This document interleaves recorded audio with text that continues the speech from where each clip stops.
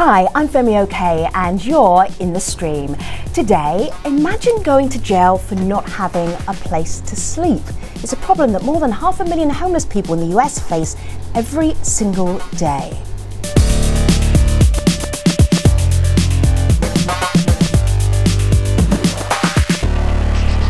So Malika Bilal, our digital producer, is off this week. Stepping in for her, though, in a beautiful manner, Omar Butter. So this is good because we have a load of community response. When we told them we were talking about this issue, they responded and then some. What do you see? Indeed. I mean, these laws are very controversial and we're getting a lot of different reactions to how people basically perceive them. Sure. We have Leon here who says that these laws stop the public space from being taken over by people who do not pay for anything.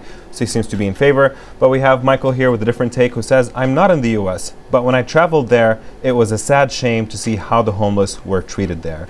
Of course, for those of you at home, we want to know what you think as well. So be sure to tweet us using the hashtag you see on your screen right now, AJStream. Now in the studio we have James Davis, and James spent several years being homeless and is here to share his story. So James, it's great to have you here. We're going to hear from you and many of our other guests in just a moment, so sit tight there. Okay. And before we do that, let's take a look at some of the other stories that we're following here on the stream.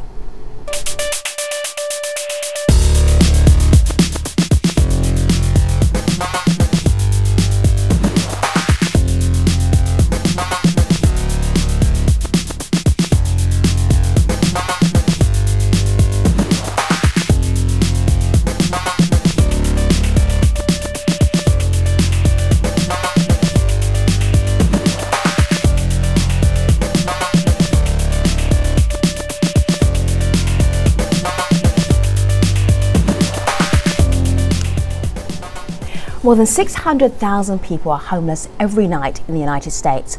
Already without shelter, more and more of them are facing another problem, a drastic increase in city laws that actually make it illegal to be homeless. City ordinances that ban sleeping in cars have more than doubled since 2011, and there are now laws against feeding the homeless in more than 50 cities. Some have even passed bans on begging, loitering and sharing or giving away of food in public places, which actually affects soup kitchens and other charities that give meals to the homeless on the street. The penalties do vary, but they can include fines or maybe jail time. And the laws are meant to combat health and safety issues connected with homelessness, but critics say that they punish people for being poor. So what's behind these laws and what are the real solutions for combating homelessness in the United States? Here to help us talk about this, I'm joined by Maria Foscarinis. She is founder of the National Law Center on Homelessness and Poverty. From Columbia, South Carolina, Cameron Runyon is a councilman. And Laura Zeilinger is Executive Director of the US Interagency Council on Homelessness. So it's great to have you all here in the stream. Welcome, everybody. James, let me start here with you. So you have actually lived on the street, right? I actually lived in a homeless shelter. Okay, so you know what it's like to go home and not actually have a home? Yes, I do. All right, so if we're talking about laws that target you as a person in that situation, what are we talking about? We're talking about laws, and we're talking about ways that the city or the municipality where people live in come up with constructive ways or ways to make it uncomfortable for somebody to be homeless. Right. So you just smiled when you said constructive. You're being facetious, ways, yes. Right? No, I'm being serious. All right, okay. Like they have partitions and benches now. Like before you had a bench where you can actually lie down on. Now they have partitions where you can only sit there. You can't lay there. I've got a picture of this here. Yes. So normally this would be somewhere, for instance, you could actually lie down in a park, and now you can't because the design is like you can't even lie down. Yes, like the bus stations do the same thing with their benches. Also, there's a curvature to it, so you can't really get a comfortable When did this start sleep. to happen? Just several years back, Right. started happening, yes. So making it difficult for you to live on the street, and then what else? Also, they make it difficult for you to use the restroom facilities. Of course, you know, you have to either have a token or you have to know the combination of the bathroom in order to get in there. Right. Unless you buy something from the establishment, like a cup of coffee or some food, then you can use the bathroom. Other than that, you know, you have to find someplace else to go. All right. Which is really uncomfortable. Cameron, when you're listening to James talk about a situation that he was in a while ago, where's your empathy in that conversation, or are you thinking as somebody who's trying to run a city and you're trying to keep it healthy? Well, let's be clear that Columbia put in a very comprehensive response to homelessness for those in need, and our goal as a city and as a community is to bring help and hope to people just like James. And so I would agree, if there is no alternative where you have to sleep on the street, where you have nowhere else to go to the bathroom, that it is absolutely inhumane. Right. And I would say that the community has abdicated its responsibility to help the less fortunate if you have allowed that situation to develop where they have no other choice. And for 30 years, that is exactly what we had in this city. And when I was elected 2.5 years ago, right, I said, we as a community must stand up and provide help and hope and in the ability for folks to move beyond where they are stuck on these streets. And so we created a literally front door unified system. And if you're in help, you come to the front door of the system and you have to answer 3 questions. What is your emergency? What do you need help with, and how can we help? And so whatever your emergency is, you will never be turned away. And alongside of that, and this is where I think the pushback comes from, alongside of that provision, that love, we have accountability as well. And so now that there is a place for you to go to get help, we're going to help you whatever your emergency is. You will not be turned away. For that reason, you cannot sleep on our streets. You cannot sleep in our parks. So you have no homeless people in Columbia? We of course, we still have a flow that comes to the streets, and that's part of this, but we took the population, we ran a pilot project with what I just encapsulated there for 9 months, and we reduced the population from 1,500 down to 100 in that time frame. All right, Omar. So we put out this question to our community about what they think of these laws that either make it illegal to panhandle or sleep in public areas. We have Dana here who responded saying this is absolutely inhumane. In Houston, the mayor criminalized feeding homeless people. And then we have MG here who says in Philly, a similar law was instituted to remove homeless folks from areas where tourists come, specifically the Barnes Museum. So Laura, my question to you, do you buy that this is the reason why this happened? They're just trying to remove homeless people from areas that are either visited by tourists or customers to business areas or things of that sort? So it's always, of course, complicated when there are people in community who are in public space, and understandably politicians, city leaders need to find what the right solutions are. And those are really a direct pathway into housing. So I absolutely agree with Cameron that it needs to be a compassionate response, that there needs to be safety, and people need to have alternatives. But what we've seen and what the evidence shows is when that alternative is housing, is a home, that is the most cost-effective way to solve the problem, and it is really going directly to the solution. People don't live on benches, they don't stay in public space when they have viable options, but more than anything, people want a place that is their own, and that and when we talk about personal accountability, that is an essential foundation from which people can deal with mental health issues, deal with addiction, find employment, enroll in education, provide a safe place to their children. So Maria, are you seeing this as a trend? I mean, it's a very loaded phrase, the criminalisation of the homeless, but it's something that you use in a report that you put out. Are you seeing that this is a trend across the United States where there are specific ordinances that are targeting people who have to live on the street? Maria. Oh, absolutely. Yes, I'm sorry. We put out a report in July of this year. It's the 11th report we've put out. So we are monitoring this trend. We have seen very dramatic increases in the criminalization of homelessness. For example, as I think you mentioned, there was a 119% jump since 2011 in laws prohibiting people from sleeping in their cars. There was a 60% increase in laws making it a crime to camp in public places, essentially to sleep in public places.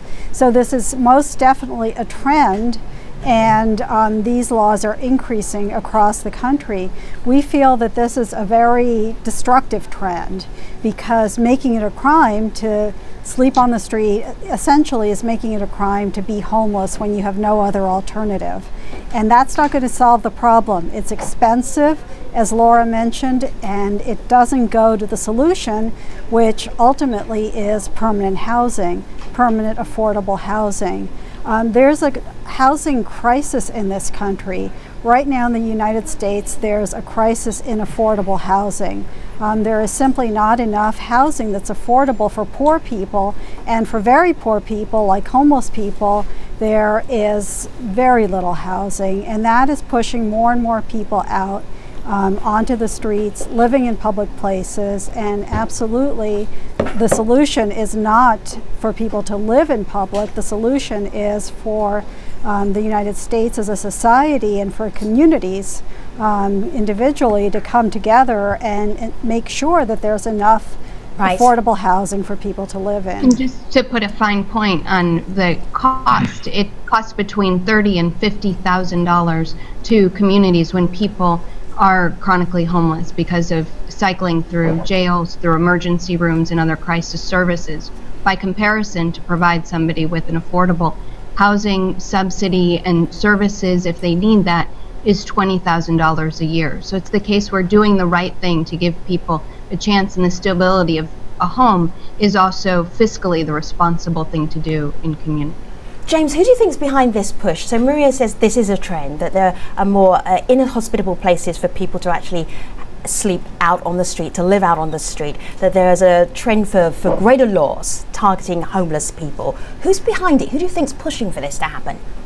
I think the legislation is behind it. I think the cities, but who's asking and the mayors of the cities and some of the elected officials are behind this because they are looking at tourism dollars, and tourism dollars creates revenue for the state. And if people come to the state to visit a tourist site and see homeless people there, then that might not be attractive as far as a tourist destination.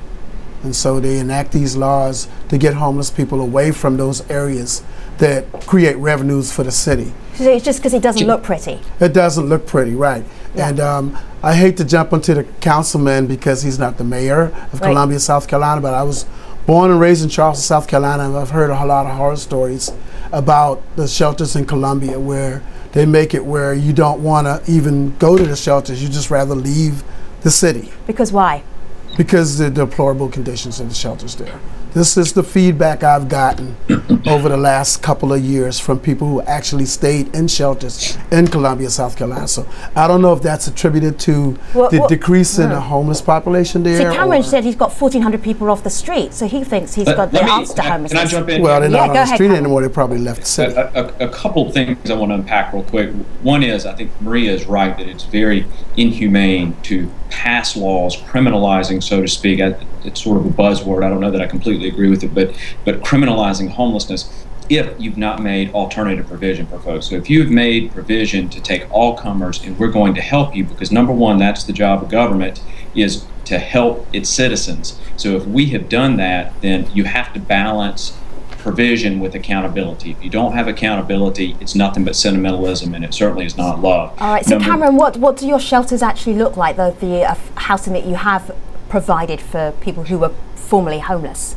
You know, it's interesting. They really sort of run the spectrum. The one that the city helped sponsor last year was run by the community. The city only had $750,000. It was a $3 million project for the season, and we leveraged up the community and, quite candidly, the nation to help us run this thing. We leveraged into 14,000 volunteers, 80 churches, and I will tell you that thing was an example, and will begin this year, of the way to run one of those shelters with compassion, with cleanliness, and with concern for the dignity of the human being.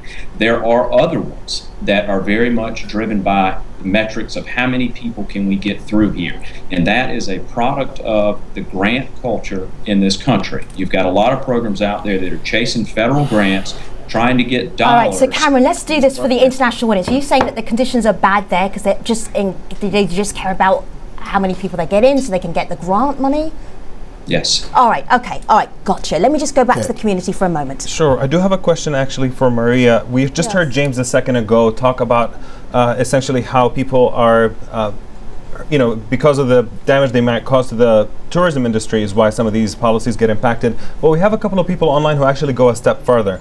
We have Sean here who says, I feel these laws help feed the privatized prison industrial complex and local police departments act as tax collectors. And we have Aaron here who follows up with another similar comment saying, this is just another pipeline to jail or prison. The criminal justice injustice system has to be fed more poor folk. So do you think that it's fair to say that these people are not only neglected, but in some cases even exploited for the sake of making money off of them? Well, that's a big issue. I'm not sure it's quite fair to go that far. Certainly this is part of a larger trend in this country. I think that's the way to put it, that there is a trend to really use the criminal justice system in very inappropriate ways, and there are private interests. There is the privatization of the criminal justice system, of the prison system, and that this trend is certainly part of that bigger issue. So, you know, I'm not sure if homeless people specifically are being exploited, but I do know that the criminal justice system is being used inappropriately in this country, and there are larger issues at play here. As far as fines and court fees, often what happens is people are arrested, say for sleeping in public, they're sent to jail, they're fined, they can't pay the fine multiplies, and you know, it becomes something that is completely counterproductive for that person, because, and for the issue itself, because with an arrest record, it's hard to find a job, it's hard to become self-sustaining. All right, so Maria, let's talk about something that could be more productive. I've got something here on my laptop I want to show you. This is from the US Interagency Council on Homelessness. So the average cost to serve the homeless in the US, this is kind of the point that Maria was making. So if we put homeless people in jail for fines or not paying their fines or whatever, $87 a day it costs in the United States. If we find them somewhere to live, only $28 a day. So it makes financial sense. Yes, it does. James is nodding his head. Okay, James, let's talk about possibilities. You've lived this life. Yes. I hate to say solution because it's a major issue in the United States. But Yes, where do you think you could help cities with a better way than maybe penalizing the homeless? Yeah, well, let's first talk about this word affordable housing. I really don't like that term. This should be housing for low income to moderate income individuals. Because what's affordable in Washington, D.C. is not necessarily affordable in Des Moines, Idaho. So you're just taking on the issue of the phrasing, because we're talking about the same thing, right? Yes. All right. So there is a model that's been tested around the nation. It's called Housing First Initiative. And some cities call it different things, but basically there's a model that actually works and is a lot cost effective than putting people in shelters. So what is it? You put people into an apartment Hold on a minute, first. Laura, I hear you. Yeah, you put people in an apartment first. And then you have apartment? wraparound service. Yeah. Okay. Then So they get everything for free? Yes, you have wraparound service covering mental health, Right. Financial planning. If they have substance abuse problem, it addresses that. Right. And eventually those people start to become well within their homelessness. They start to become part of the community and feel like they're part of the community. They start to go out and they get jobs, their health improve. Sure. And then they become part of society again. All right, so that's one thought. Let's go to the communities for more thoughts. We have a video comment from Alan Banks. Just to give some context, he's somebody who became homeless as a result of a chemical imbalance that affected his, gave him severe depression, lost his family. Listen to what he had to say. My question to the government is this. We spend so much around the world helping people. Why is it that it seems so difficult to get government funding to end the crisis of homelessness in the United States? So, Laura, given the fact that the government does carry out humanitarian work in many cases, do you think that this is a problem for the federal government to solve here, homelessness at home? Absolutely. It's a problem for the federal government to solve it in partnership with states, with communities, and with the private sector.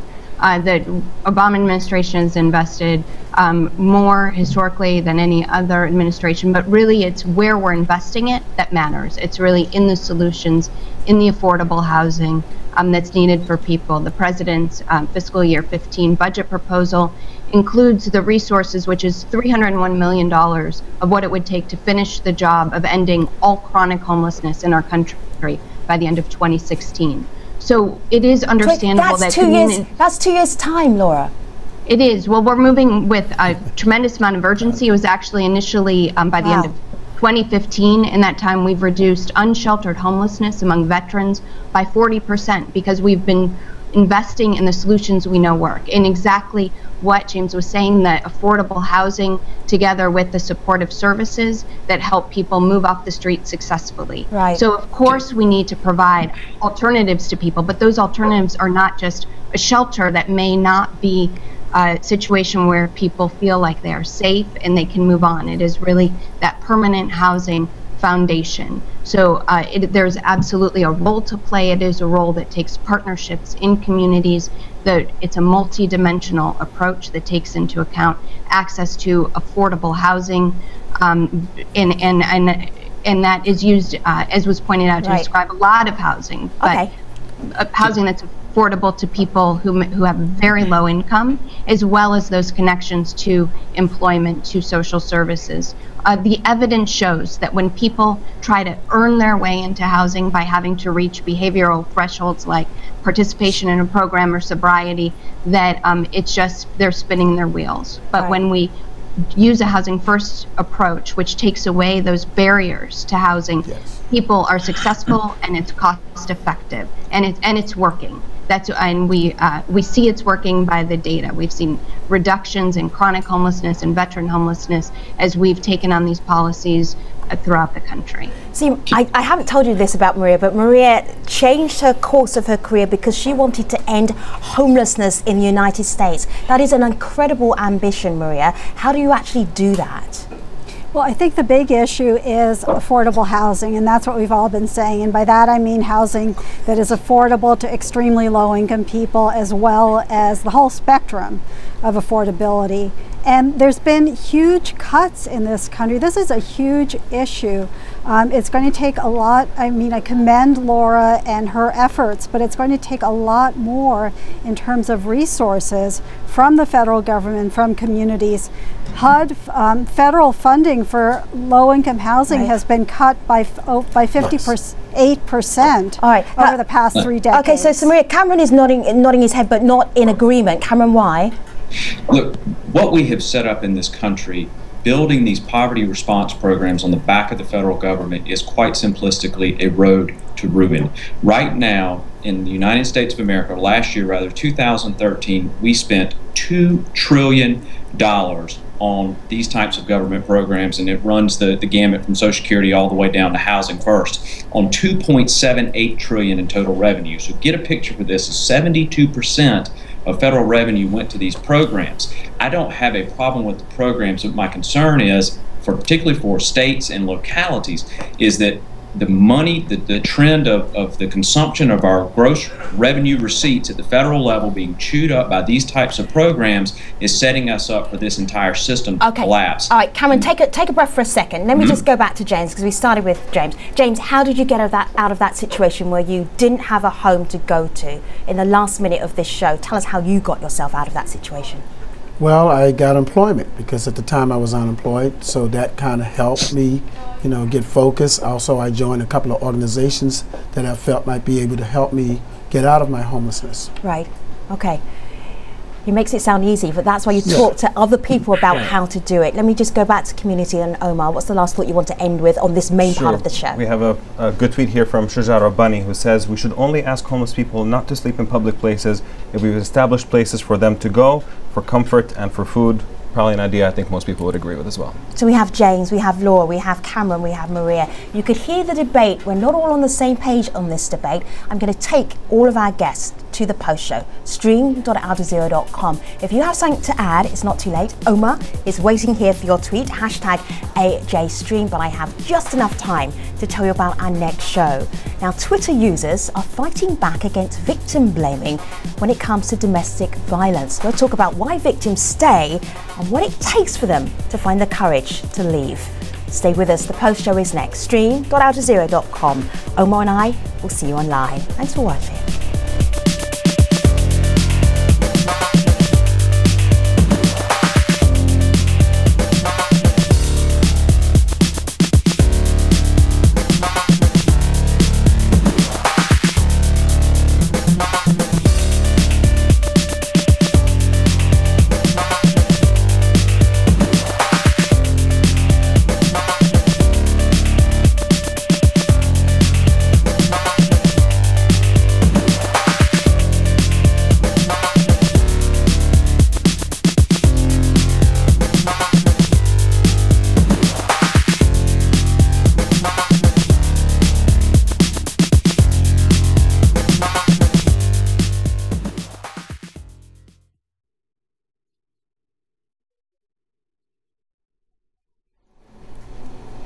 Hello again. We're discussing the laws that target the homeless in the United States. So let's get right back to that conversation. So we have Maria's perspective. We have Cameron's perspective. Let me go back to Maria one more time, Maria, because yes. I know Cameron was giving you some pushback, but finish what you were trying to say. Well, I think on the issue of programs, Cameron mentioned federal government spending on programs as if program is a dirty word and as if federal funds are only going to poor people. That's not true. It's a question of priorities. One of the largest housing programs in this country, which we often don't talk about or even think about, is the tax break that people who own homes get, and it's the mortgage interest deduction, and a lot of it helps a lot of middle income people, but it also helps a lot of people who don't need it, who own second homes, who are millionaires or billionaires, and cutting back on that could go a long way in supporting housing for people who really need that help. So let's not think just about, so-called programs as if they're bad. For poor people, they're investments, and they're investments in making sure that our priorities as a country, for everybody to have a basic opportunity to survive and to thrive in this country, is made real. Because right now we have extreme inequality, growing inequality in this country, and a lot of it has to do with allowing our priorities and our spending priorities to get way out of whack. All right, so I don't want to go into politics 101 for the United States, but I hear where you're coming from. I also hear and take your point, Cameron. Let me just move back to our community for a moment. So we had a couple of suggestions come in about how basically to try to fix this problem. We have A.A. Suraj here who says we need to strategize the real estate sector and build houses at lower cost for the homeless. But we also have Chief Justice. This is a recurring theme that actually came in a lot of people saying, isn't the problem how people became homeless? And this is what needs to be addressed, how to prevent this from actually happening. So my question to you, Cameron, do you think that the focus on how we're reacting to homelessness is possibly a distraction? It's maybe not the focus if maybe we can help prevent it to begin with? Well, of course, and I think there are some other broader social issues going on right now that we've not talked about. And I think when you look at the decline of the family in this country, and statistically what we know about the challenges that children in particular and young adults face that don't grow up in a household where there are two parents in the household to help raise those children, and their incidence of homelessness, the incidence of crime, the incidence of other issues that the president himself has even talked about and has some initiatives out to try to address. So I think we've gotten in this country, have got to have a very frank and candid conversation about, quite candidly, the disintegration of the first institution, which is that of the family. And as we see that go up, the more the family disintegrates, the bigger the government's going to have to get, and that's just a fact. So I think that it's great to talk about the stability that people need and the supports of a family. And we know that families do better when they have a safe and stable place to be. When people don't have that, when they have the stability of having absolutely nowhere to go, then expecting that they're going to be able to hold their relationships together, keep their kids in school without having to transfer from family member to family member, friend to friend, really, we're not giving folks a fighting chance if we're not investing in that basic stability of a place that is home, which is part of why the federal strategic plan to prevent and end homelessness really does focus, is the person who wrote in, on what it means to prevent homelessness, on the ability to try to intervene early whenever possible, so that when homelessness, when it occurs, is rare and it's brief and it's non-recurring. But that's more than just providing the alternative of a shelter bed. It really is that direct pathway in supporting people in the stability. When we talk about spending, it is really about choices. Are we going to choose that we're going to spend that money on jails, on emergency services, or are we going to spend less money and give people the chance to have a place from which they can get a job? So the other thing I just want to note about criminalization, because I know that it's important that people should have personal accountability, that when we charge people with offenses, it creates a criminal record that makes it harder for them to get jobs and harder for them to get housing. So if we want to help people, we need to not use the arm of the criminal justice system to do that, but we need to work in partnership, and officers on the ground can be fantastic with community. There are numbers of police forces that are working in partnership with social service providers to engage with folks and connect them with the supports and the programs that they need without ever having to have a criminal justice intervention. So we have actually a couple of suggestions that came in online as well. We have the National Association Coalition for the Homeless tweeted in saying, commit to affordable housing and protect the rights, the civil rights of people experiencing homelessness by passing homeless bills of rights.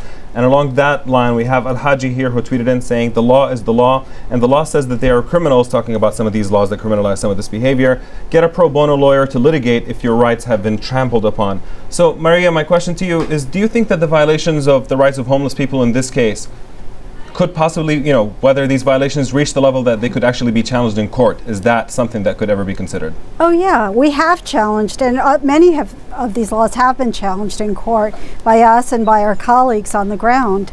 And there have been court rulings that have struck down these laws. These laws really often have been held to violate the constitutional rights of homeless people. They violate basic principles of our Constitution. And so, and not only that, but they also violate human rights.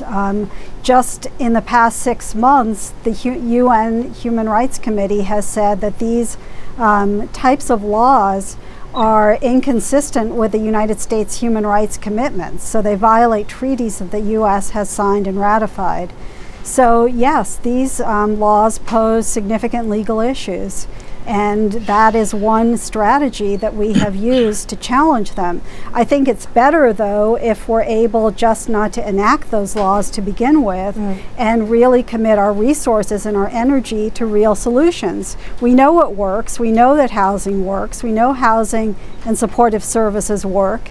And so that's what we should be looking towards and working for and uniting around. Okay. James, I want to show you this on my laptop. It's a bumper sticker that's been going around businesses in Ocean Beach, and it says, welcome to Ocean Beach, please don't feed our bums. So these are businesses doing this. This isn't anything to do with local ordinances. There's no law. People aren't being rounded up. It's the attitude of local businesses. Do you feel that as a country, America has changed in terms of empathy, of understanding what it means to be in a situation where you don't have a home to go to, where you do need help and support from the rest of the community? Yes, I believe that because a lot of people don't realize they're probably 1 or 2 paychecks away from being homeless themselves, or they just maybe 6 months of being out of business, the business closing down. So they need to have some type of sensitivity training, I believe, like some of the police forces do, as far as how to deal with people experiencing homelessness coming to the establishments. What would you tell people, because we have a little moment of people's attention right now, about understanding why whenever they go to their local sandwich shop, there's the same person outside the sandwich shop asking for their money? I just want to say that that could be you, that person that you see on the outside while you're looking in. It could be you. Yeah. And never forget that. Never lose sight of that. You know. Because for you, it was a breakup of a marriage? Yeah, that kind of led up to it, and also I suffered from a form of depression. Sure. So, you know, that kind of contributed in some ways to the whole situation. Right. Other people, it could be a medical bill? It could be a major medical bill, paying for a major operation that's not covered out-of-pocket expenses, not covered, and they have to come out of pocket and pay for that. Yeah. I don't think people have that understanding. I think they just think, do you know what, I have a job, you could get a job. Yes. It could be a natural disaster. I mean, it could be a hurricane, tornado, earthquake, floods. You know, people become homeless through no fault of their own. Well, I want to add, Femi, that I think there are a lot of stereotypes about homeless people. Many homeless people actually do have jobs.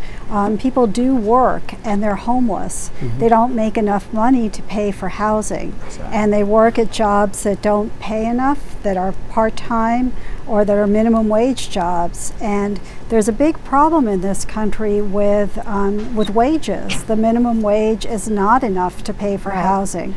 So that's not the stereotype that people have. That's not the common picture, but it's the reality. I really appreciate you actually kind of breaking that down, all of you, for us, because it's not often we get to hear a conversation about homelessness in the United States. in the United States or actually anywhere else in the world, the one thing my takeaway is from you, James, in particular, it could be you, okay? It could be okay, now I have 110% empathy, all right? All right, Anthea, closing thought from our community. Sure, we can see the dividing attitudes actually still there. We have Ali here who says that these laws are actually good because it will force them, homeless people, to look for work and for proper shelter. On the other hand, we also have Jacob here who of course says homeless people should be protected and supported by the state, not targeted by it. Homeless need food, shelter, work, and healthcare. That pretty much tells you everything you need to know. All right, I just want James to say it one more time. James? It could be you. Right, all right, okay. Thank you very much to all of our guests for joining us in the conversation. James Davis, Maria Foscorinis, Cameron Runyon, and Laura Zeilinger. We really appreciate your time on today's programme. Now, for the next show, here's what we're working on. Twitter users are fighting back against victim blaming when it comes to domestic violence. So we'll talk about why victims stay and what it takes for them to find the courage to leave. New conversation for another day. Until then, see you online.